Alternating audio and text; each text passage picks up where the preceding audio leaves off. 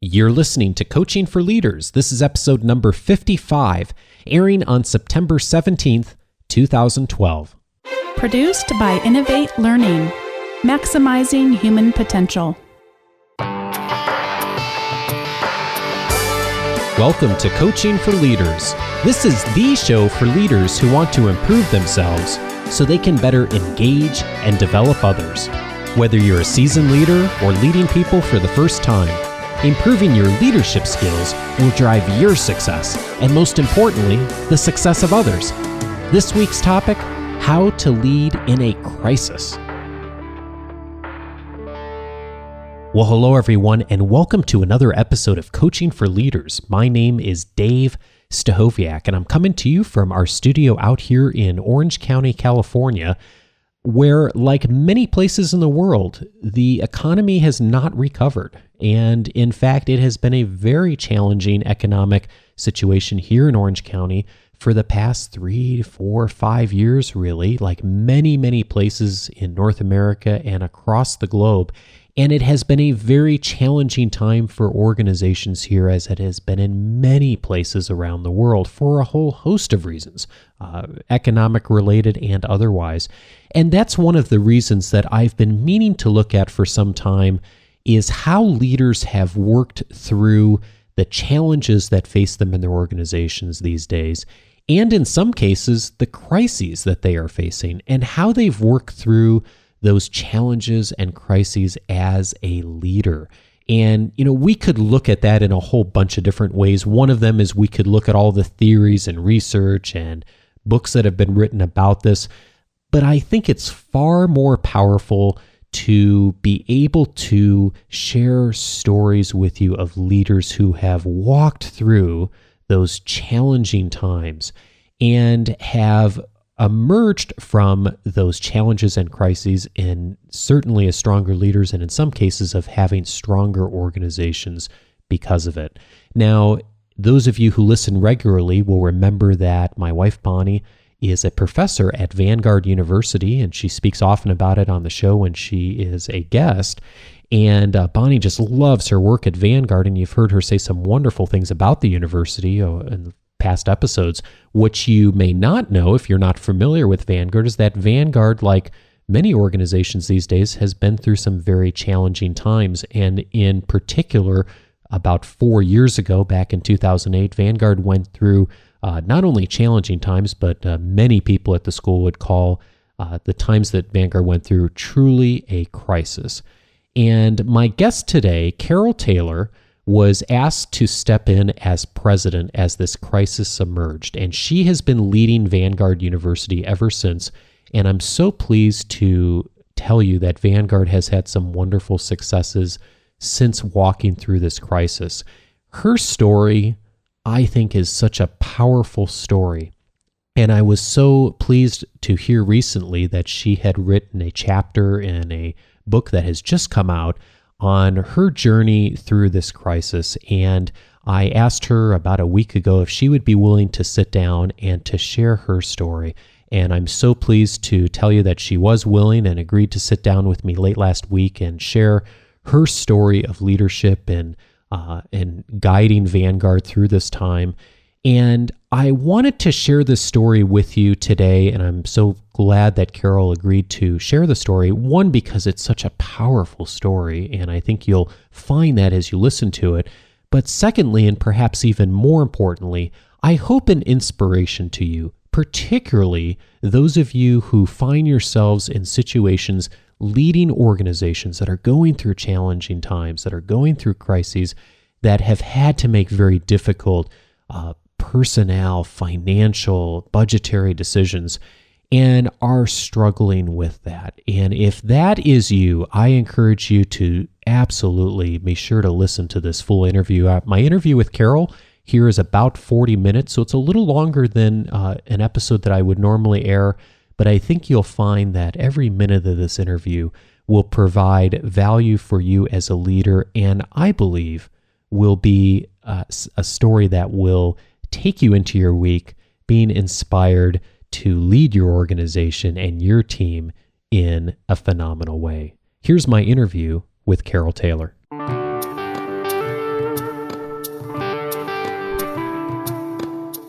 I'm pleased to welcome as my guest today, Carol Taylor. Dr. Carol Taylor is the 9th president and first female president of Vanguard University. She's recently been recognized as one of the 20 women to watch by the OC Metro and is also the recipient of the 2011 Women in Business Award presented by the Orange County Business Journal. And most recently, she is the author of Leading a Turnaround and the Joy of a Third-Class Ticket, a chapter appearing in Thriving Leadership, Strategies for Making a Difference in Christian Higher Education, edited by Karen Longman. Carol, thank you so much for being here today and joining me on Coaching for Leaders. My pleasure. You know, not everyone in our listening audience would be familiar with the situation that Vanguard found itself in 4 years ago. And I was wondering if you could frame what happened at Vanguard and the challenges that the university faced.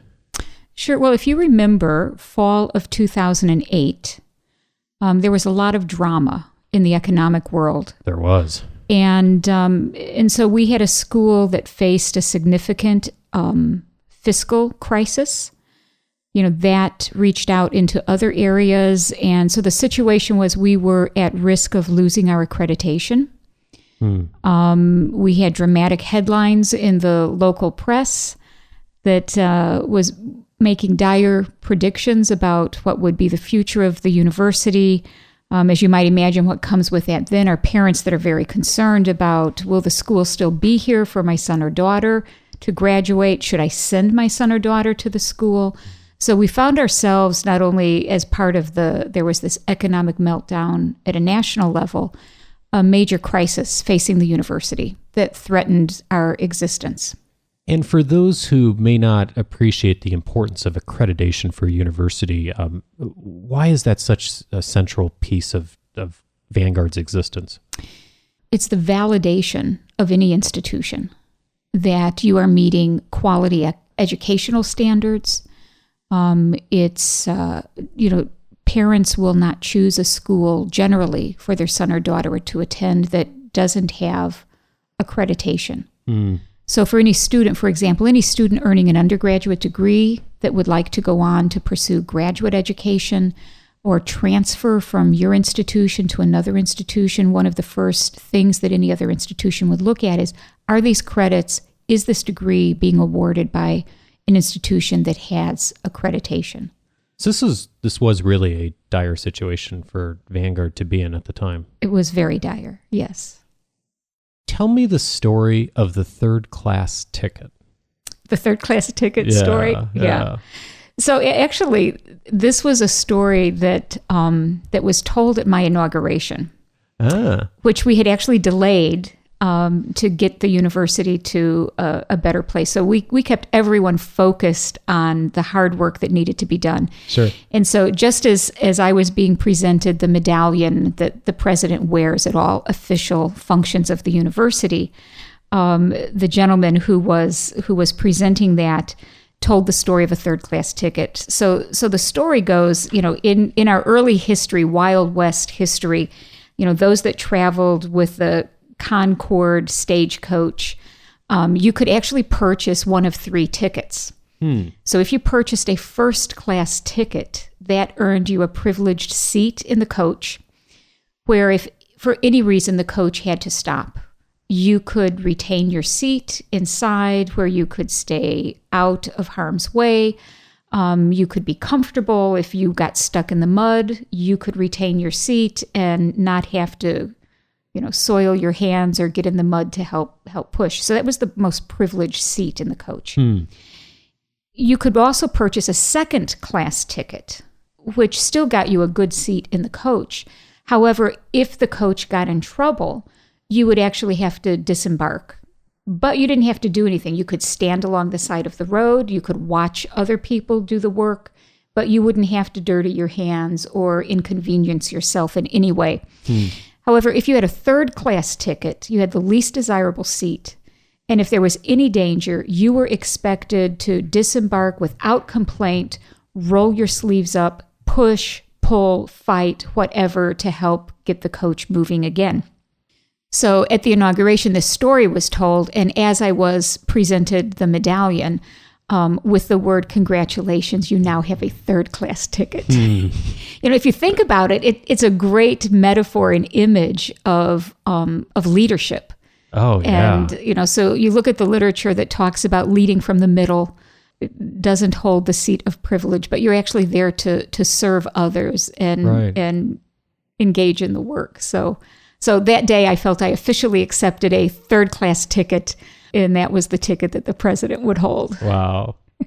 You write in your chapter about the day that you received the letter from the commission about what Vanguard would need to do to keep its accreditation. And you write, after reading the commission's letter on a Friday, for the first time I said out loud, we might not make it. In fact, I wondered if I would be providing hospice care for an entire institution. I'm wondering what that moment was like for you and why it was important to acknowledge that to yourself. It was dire. It was looking at the possibility of a school that might die.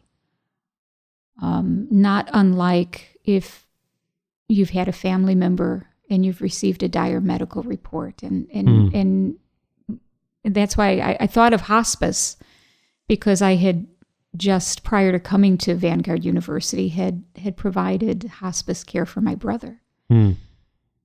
So I think at that moment, reading the letter, it was so dire. I mean, they made it clear that we could be looking at the loss of our accreditation, and the work that we had to do in such a short period of time was impossible. And so just the weight of the reality of the situation weighed very heavily.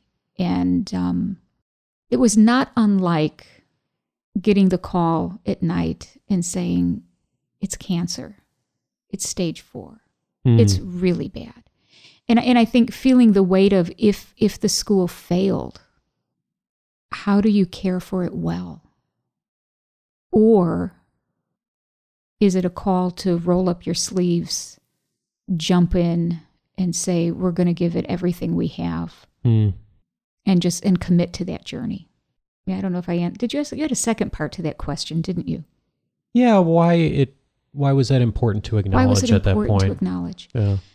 I, like probably many leaders that have read Good to Great and Great by Choice, and then the book that came out later that I wish had actually been written in Fall 08 by Collins, How the Mighty Fall and Why Some Companies Never Give In. But a lot of leadership books talk about how critically important it is to face the brutal facts of reality. So part of why I think it was important to acknowledge that was coming to grips with what was ahead for the school and what was at risk if we failed, and just the weight of the reality of that.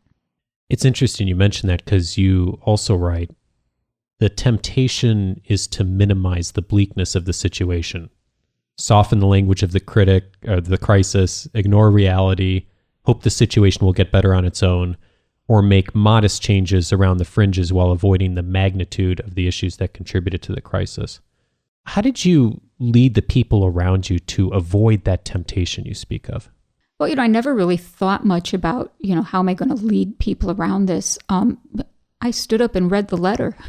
I mean, so the what we were facing, actually, we had someone else that I think later in that chapter I talk about, if you can't face the reality, you'll have someone else that will define it for you.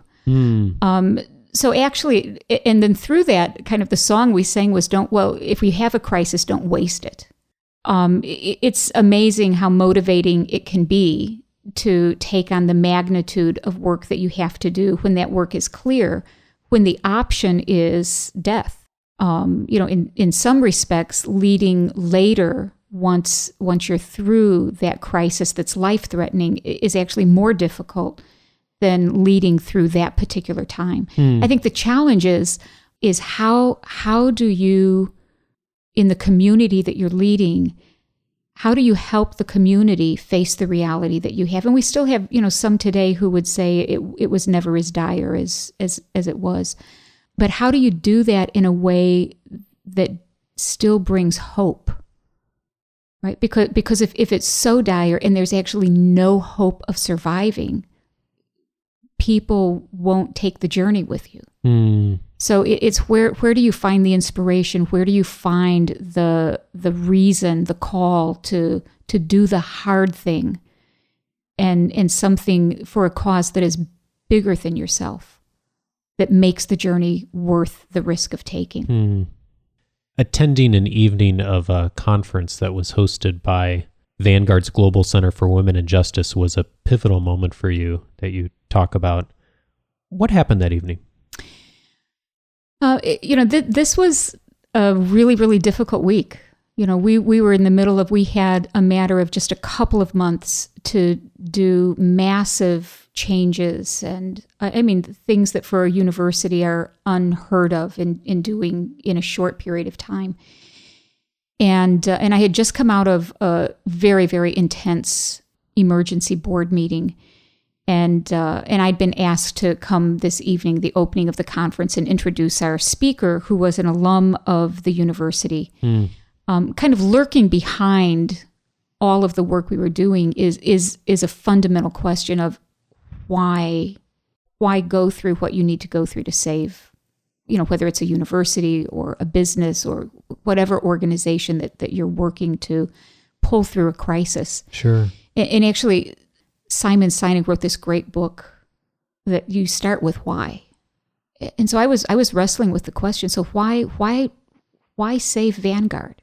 We've got over 4,000 colleges and universities in this country. So what difference does it make if a small private liberal arts college fails? Lots of other options for students. So that question had been lurking for me. I thought I knew the answer to the question, but there are a lot, because we're a private faith-based school. And there are other good private faith-based schools, even in Southern California. So that evening, I introduced Esther in Toto, an alum, who she and her husband spend their lives in the Eastern Congo, where they are investing their lives on a daily basis, living at risk on a daily basis to care for women and children who have survived some of the most unimaginable, horrific violence that has occurred in this war-torn region.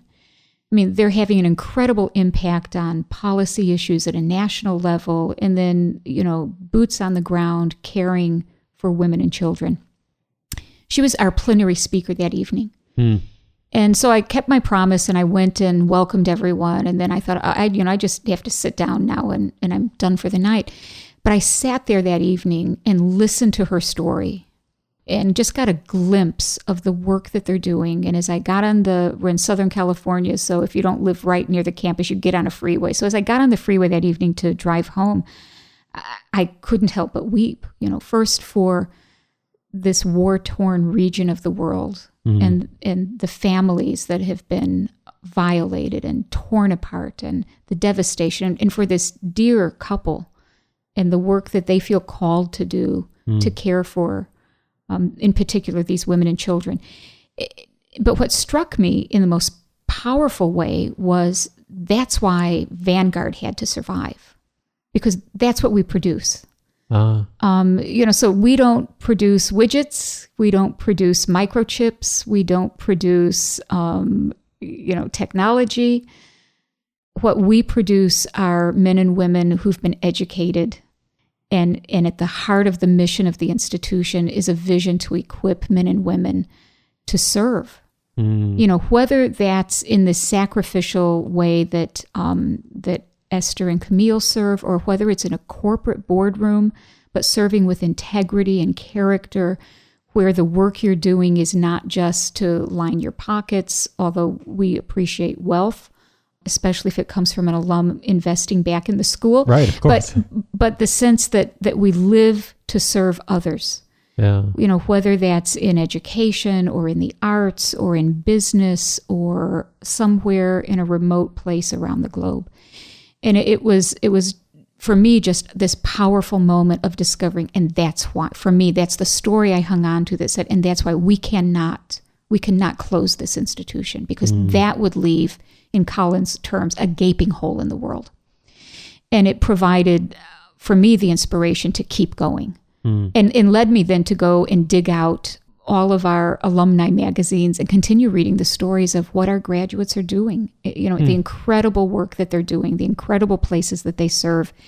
And it became the inspiration to say, that's why we fight on. Wow. You write that the challenge for a leader is to find and maintain a quiet center from which clarity, focus, and calm sustain not only the leader, but also the others in the midst of the storm. How did you do that? Well, you notice I said it's the challenge. I didn't say I did it, but it I had a feeling you might say that. Yeah, it's the challenge to try to do that. Yeah. So it's still a challenge to find those places of quiet. Yeah. For me, it's a set of spiritual disciplines. It's spending time in meditation. For me, it's spending time, in reading good literature, reading inspirational literature, reading the Bible, praying, practicing those disciplines. It's spending time with others who nurture your soul. There are some people that seem to take the oxygen out of the room, and there are others that you spend time with them and you feel refreshed and renewed, and they speak life into your lives. And doing that, for me also, I intentionally schedule retreat times. Some are just a day away. I relish the opportunities that I have to take a longer time, like a 3 to 5 day retreat where there's no cell phone, there's no email, and it's just solitude and quiet, and you can actually get quiet enough to hear yourself think. But I haven't mastered that. There are some writers that talk about, they use the metaphor of a dance floor, and saying you can be down on the floor, kind of in the dance. But to keep perspective, any leader has to have times when they pull away. You get up on the balcony where you can look down and you have a broader perspective. You can see what's happening. You can maybe see the moves you need to make. And it's that constant kind of in and out, especially if you're committed to leading with a third-class ticket, which means your sleeves are rolled up and you're kind of in the thick of it. Yeah. But so if one of your listeners has figured that out, how to do that on a consistent basis, I'd love to hear it. It's hard. Yeah. So many of us struggle with this, and I'm struck, Carol, by how often on this show the topic has come up of leaders needing to care for themselves as much as they care for the people around them, and the importance of, and the real importance of doing that. Well, and I think for me, the struggle is to realize that that's not a selfish act. So it struck me, if you fly much, and we often ignore the first part of, all the safety features, but there's always this instruction that if the plane gets in trouble and there's a loss of oxygen and the masks drop down, the instruction is always, before you turn to help your traveling companion or your child, whoever you're with, you have to put your own oxygen on first. Because if you're not getting that oxygen, you won't be any help to the one you're trying to serve. So it's not, and I struggle with this. I have to remind myself, it is not a selfish thing to take a retreat day. It is not a selfish thing to take an evening to spend with friends that are going to speak life and just to step away from it. I know there have been many successes for Vanguard in the past 4 years since this time. There's also have been losses. What did you do to respond to loss when it happened? I wept. When you're saving an institution, especially one that's had an economic crisis, for us, a painful part of that meant we had to learn to live within our means. Part of that meant we had to say goodbye to some programs, to some people who had been members of the community. Mm. I remember that day when we announced, here's how we're going to live with $3.5 million less in our budget next year. Wow. And it means within the next 48 hours, we will say goodbye to it. On that day, it was close to 30 members of our community. And we're a small community. These were men and women who loved Vanguard. I think it's important to realize those are very real losses. And it's not only okay, it's a good thing to mourn the loss. Yeah. And to feel that loss. I mean, it doesn't mean that you're paralyzed and immobilized, that you can't go on. But we need to recognize the sacrifices that people make at great cost. I remember that day it felt like going to a funeral. Mm. It was such a difficult day. And fortunately, as you've said, we've had some wonderful days since then. Yeah. But at the end of that day, as I was exiting, it was actually one of our professors, and I was going to be delivering a number of those notices myself. But it was one of our psychology professors that came up to me at the end of that time and handed me an old, tattered postcard. And I remembered thinking, like, of all the things that someone might hand me at this moment, that was, not anything I was expecting. Mm-hmm. And I looked at it, and actually I brought a copy of it. Oh, it is a picture of it is men. a postcard of 5 World War I disabled veterans. And it was taped, and it was tattered, and it was old. Huh. And the caption at the top just said, "Disabled Vets en route to Disabled Vets Convention in San Francisco, 1922. So I looked at this professor, and I'm kind of like, so there must be a story here. There must be a reason you're handing me this postcard. And so he pointed to the second gentleman on the right. He said, that was my grandfather. I'm named for him. Mm. And he told me about him joining the Marines as a young 18-year-old, ended up in one of the worst battles of the war in France, the Battle of Belleau Wood, that ended up being renamed the Forest of the Fallen Soldier. Mm. And how his grandfather was shot down, the number of Marines that were lost that day, and then how he ended up laying there bleeding for the next 10 hours, waiting for someone to come and find him, and then spent something like 3 of the next years in a hospital in France and getting Purple Hearts and all of these awards. And he said he's buried at the National Cemetery in Point Loma. And he said, at least once a year, I take my family there. And I tell them, you have the blood of a hero in your veins. And I carry this postcard. So whenever I think I'm having a bad day, I pull it out and I look at it. Mm-hmm. And I said, I've never had a really bad day, like the day my grandfather had that day. And he said, so I just wanted to give you this postcard this week because I thought maybe you could use it. Mm. I mean, it was an incredible gift. And I actually tucked it under my pad of paper. And there were several times in the next 2 days as I met and had hard, painful conversations that I pulled it out. And I looked at this postcard and I said, I'm not having such a bad day. You have a book in your office titled, Change is Good, You Go First. Oh, yeah. Which I love that title. Yeah. How did you engage people to, if not embrace change, be willing to accept change? Well, those are 2 really different things, aren't they? They are. Yeah, and actually, it's just it's a fun little book of different quotations, and the reason I stuck it up there is because that's really the way we think about change. Change is great as long as it's you that's doing the changes, right? Exactly. Yeah, like I am so eager to tell you how you should change what you do, but just don't mess with my stuff, right? Right. I mean, there's a reason there's a mountain of literature and research on leading change, because it is so hard to do it well.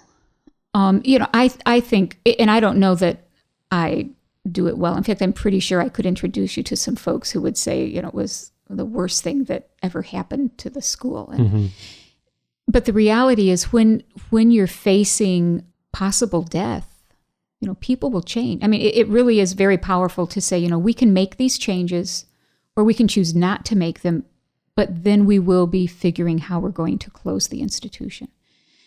The harder change is when change is still needed, but it's not life-threatening. It's really interesting. I think this applies not just to institutions of higher education, but there's a wonderful book by a fellow named McTaggart who writes about leading turnarounds.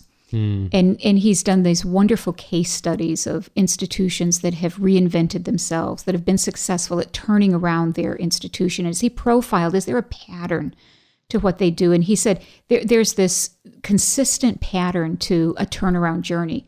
And he ends up identifying 3 stages of the turnaround. He said the first stage is financial sustainability.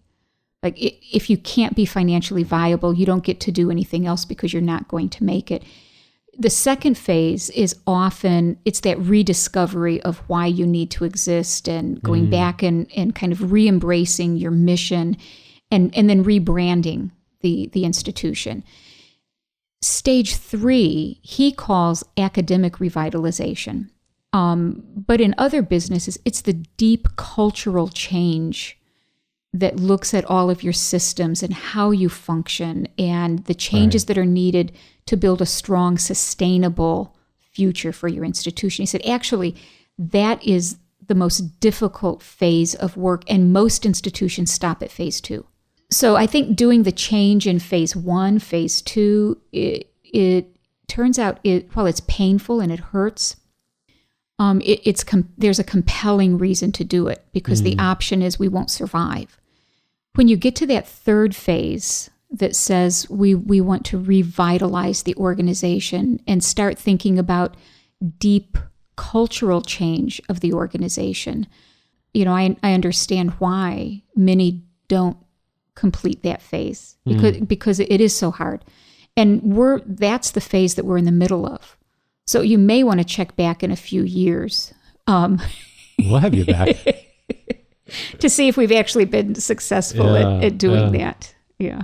Well, speaking of success, last year, Vanguard had its largest incoming class ever, only to be eclipsed again by this year's incoming class. And there have been some amazing successes. What's a success story that's been memorable for you?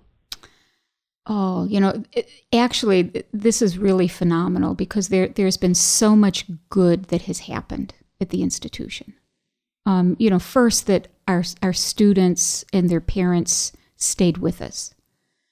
We told them we'd get through it, but it's one thing to encourage families. It's another thing for them to make the commitment to stay with you. Right. To see the growth in enrollment has been phenomenal. To see the growing financial strength of the institution and have the ability to do some other things to help improve the campus and invest has been amazing. So if I were to pick like one story, because I realize this is not a 10-hour conversation we're having here. So one story is it's the success of our Veterans Center.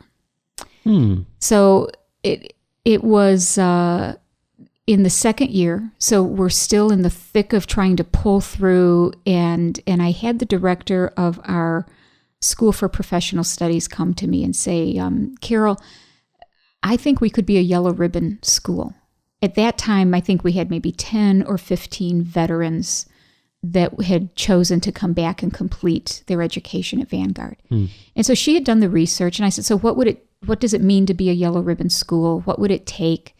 And we looked at the resources, what we would have to commit to, and said, we can do this. Actually, we're doing most of it right now anyway. And it wasn't just that we could do it. It was going back to the early part of the history of the school. So we actually were a military base at one point. Where interesting. I didn't know that. Yeah, where folks came and trained for World War II on our campus. And oh, wow. And so we've got photographs of the campus when Bob Hope, was entertaining the troops. And we were also one of the first schools in California that was approved to train chaplains for World War II. So there is this history in our institution that ties back to serving men and women in the military well. And so we said, it's an incredible opportunity to serve the men and women who are returning from Afghanistan, from Iraq, from other places of service. And it turns out a small private institution where students don't get lost, where they are known by their professors, where it's a one-stop shop. They can come into one office and be serviced, have access to our counseling center and other services. It's a great place for a veteran to come back and re-enter. So we made the decision that we would pursue this. Now, just a couple of years later, we have, I think now we're close to like 80 students that we're serving. Wow, that's great. Within the first year, we not only became approved as a yellow ribbon school, we ended up being in the Military Times top 100 schools for serving veterans well in the nation. And I mean, that's still astounding to me. Meeting these men and women, hearing their stories, seeing that they have found not just a home on our campus, but are able to pursue their dreams is an incredibly fulfilling thing to do. And this past June, we just dedicated a Veterans Courtyard of Honor for them. That is it's a beautiful courtyard with a fountain. It's very peaceful. It's a great place for all of our students to gather, but a great place and a great way for us to honor men and women who've served. You've received a lot of praise in the higher education community and in the media for your leadership. I know, because I've seen you at a distance for the last few years and we've talked on occasion, I know what a humble servant you are and the desire you have for Vanguard's success to not be about you. How have you used the recognition and the attention you've received to encourage and develop others? Well, I don't know that I've done that well, but and actually, I don't enjoy when the cameras show up and so everyone teases me about, okay, we know you don't like to do this, but remember this is for Vanguard. Okay, we'll do this for Vanguard. Yeah. I think part is, and actually I tell the story in this chapter of I almost didn't write the chapter. We talked about this earlier. Yeah, we were talking about that. And in part because it's so soon. And this is like so this is not so humble because it's very, it's like, well, what if it doesn't stick, right? What if we don't keep moving forward and, I'm going to look really bad. So I was having this conversation. I was debating whether or not to write the chapter when they invited me to do it. And it was actually my tiny little 88-pound mother that, once again is right. And she's telling me, Carol, you need to tell the story because what happened to Vanguard, really, when you look at all the details and how quickly the school turned around. So we did end up being placed on probation. And phenomenally, 1 year later, the same commission that was debating whether or not to terminate our accreditation actually recognized, in their words, phenomenal progress on every issue and a significant institutional turnaround. And there is a sense that what happened there went beyond what we could have done, and was, I believe. In fact, I said this to the visiting team that came back a year later and looked at our progress, and the chair of the team. And I'd prepared my little crib sheet of, I'm going to make the case, and you really should consider making a recommendation to remove the sanction. And before I could do that, she put her pen down and said, how'd you do this? And I thought of all those hard mornings driving down the freeway and the grief and the loss and the sacrifice that members in our community made in order to save the school. And we used a African proverb a lot, which was, when you pray, move your feet. And so what I said to them is, so you've got a lot of evidence of all the ways we moved our feet. So a lot of people worked hard and sacrificed in significant ways to ensure that the school would be here today. But there were also things that happened along the way that I could not make happen. And so there was also this sense that, as a faith-based school, we also prayed. and this sense that there was also providential help. So I remember saying to the team, so, depending on your perspective, we were either extraordinarily lucky or we had providential help. Yeah. You can't pick up, in the past few years, you can hardly pick up an issue of the Chronicle of Higher Education or any other higher education publication without reading dire headlines of another school that has either closed or merged, or even state institutions that have had their budgets slashed by 20-30%.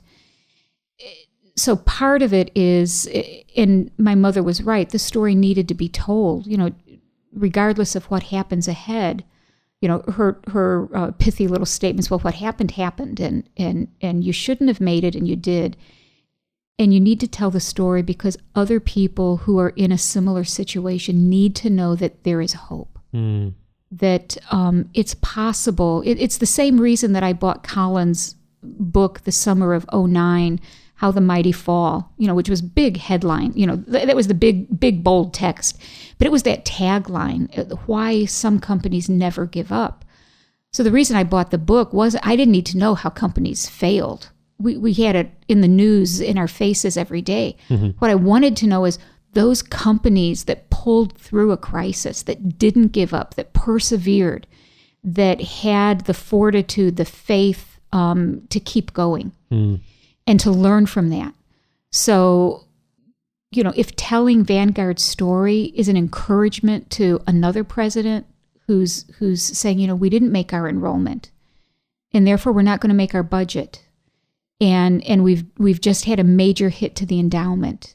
And I've just got word that, I'm a public school and we get a lot of support from the state. I'm now looking at having to cut another 20%. And how are we going to serve our students and do that? If sharing Vanguard's story can be an encouragement to say, we shouldn't have survived, but we did. And you can too.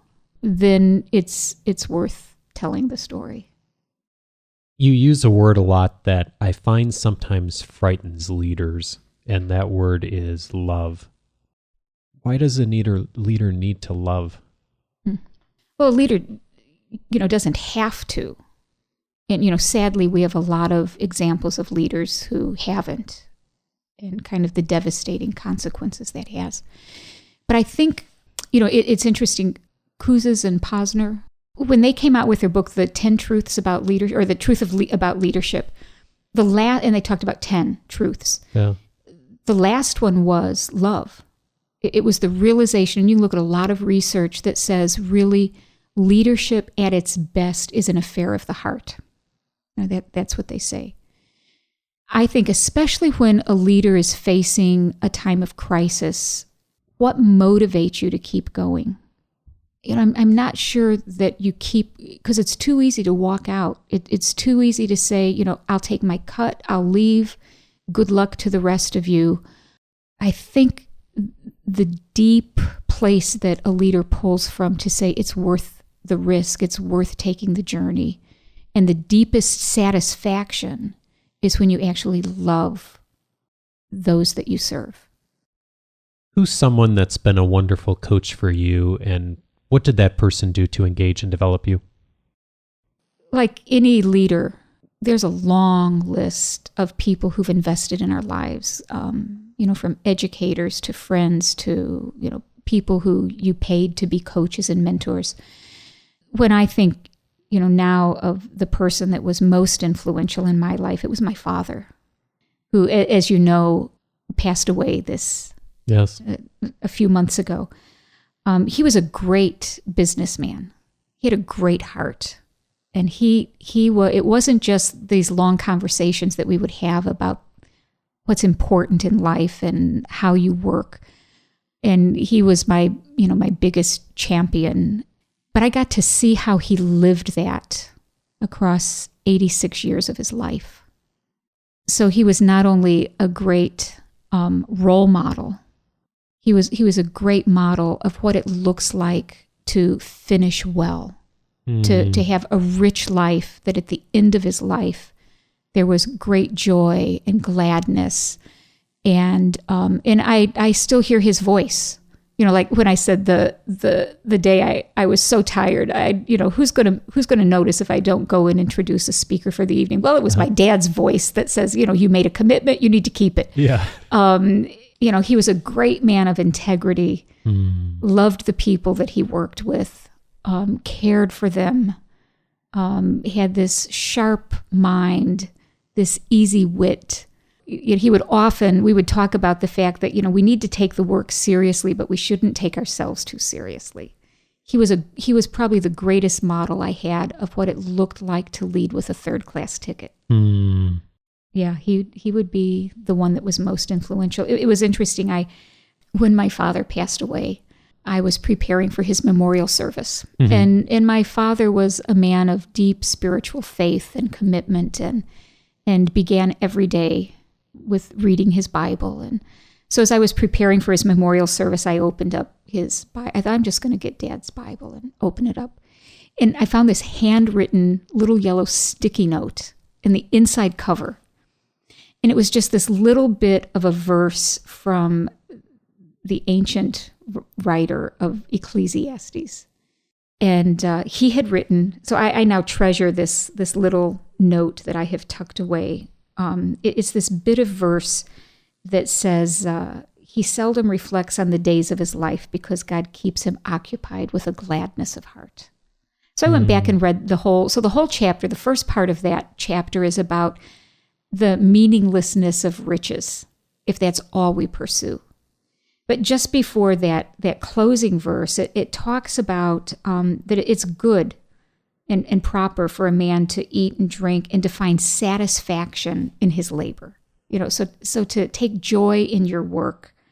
And then to say when God gives any man wealth and possessions and enables him to enjoy him and accept his lot and be happy in his work, it's a gift from God. And if you've gotten to that place where you can take joy in your work and everything you have you realize is a gift and you've been given it so you can do something good in the world, then you can finish your days with a deep gladness of heart. And I realized looking back, that was exactly what my dad modeled. He was one that had a joyful life, and the work he did, he did it with all of his heart and lived with this deep gladness and a sense of gratitude. Yeah, he's still my hero. Carol Taylor is the president of Vanguard University and the author of Leading a Turnaround and the Joy of a Third-Class Ticket, a chapter appearing in Thriving Leadership Strategies for Making a Difference in Christian Higher Education. Carol, I am grateful that you shared your story with us. Thank you. My pleasure. Thank you.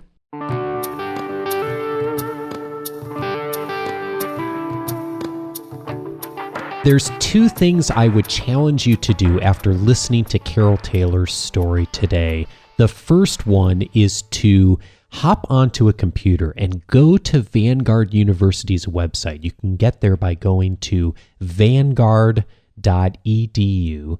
And when you get to the homepage, you don't even need to go any further than the homepage, but just take a look at what's on the very first page of the university site when you get there. And you will see all these wonderful stories and images that will scroll by, and you'll see what wonderful things this organization is up to and how their emergence from this crisis and their success since then has really influenced so many lives in a wonderful way. And for those of you who are going through challenging situations as leaders, I would encourage you to go and look at that website as an inspiration. And then secondly, I would encourage you to share this story with a leader you know who is leading during a challenging time, or maybe even leading through a crisis. If you know someone who is in that situation, I would encourage you to share this story with them. And that was one of the reasons I know that Carol wrote this story and came and shared this story with us, is the hope that this story would be an inspiration to other leaders. And if you choose to do that, I know that I certainly will be grateful. I know Carol will be as well. And you can do that by sending them to this link, coachingforleaders.com/50 55. So again, that's coachingforleaders.com/55. That'll take you right to the link for this episode. And that's also the place that you can leave comments about the episode today and Carol's story. And of course, I'll make sure to share all of those comments with Carol as well. And you can, of course, always call in feedback as well, too. Our feedback number is 94938-LEARN, or you can send email to me at feedback@coachingforleaders.com. Before I let you go, just a reminder that if you would like updates and more resources and tools that will help to make you a better leader, go ahead and hop over to our website and subscribe to our newsletter. You can get there by going to coachingforleaders.com/subscribe, and that will get you onto our newsletter list. It will also get you the download for 10 books that will make you a better leader. And actually, one of those books was mentioned by Carol during this interview, Kuzi's and Posner's Leadership Challenge. So to find out the other 9 books that I'd recommend for you if you are in a leadership role, definitely hop on our newsletter. You'll get a lot of tools and resources there, but you'll also get the download for that and the video that goes along with it. And I know that that will be something that will be valuable and helpful for you. Hey, I hope you found this episode valuable today. And if you did and you'd like to get future episodes, the best way, I think, to continue to get future episodes is to hop onto Stitcher. The Stitcher network will ensure that you get updates and our new episodes every Monday. And the best way to do that is just go to coachingforleaders.com/Stitcher. That's STITCHER. And that will get you signed up to get episodes from Stitcher. Hey, the link for our show notes is on our website. Again, that's coachingforleaders.com/55. We air this show every Monday. And just a reminder, wherever you are in the world, whatever's on your agenda today, take one idea from this show to engage and develop someone you lead. Have a great week, everybody.